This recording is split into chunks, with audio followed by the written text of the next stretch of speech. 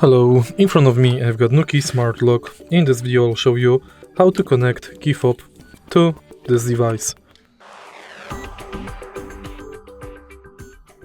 In order to connect NUKI Fob, let's go to NUKI app.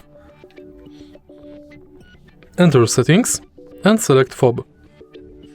Connect Fob and now press the Fob button for at least 10 seconds. Tap next.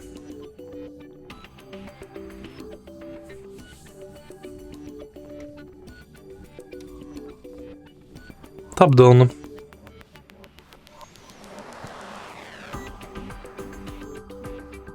And it's set.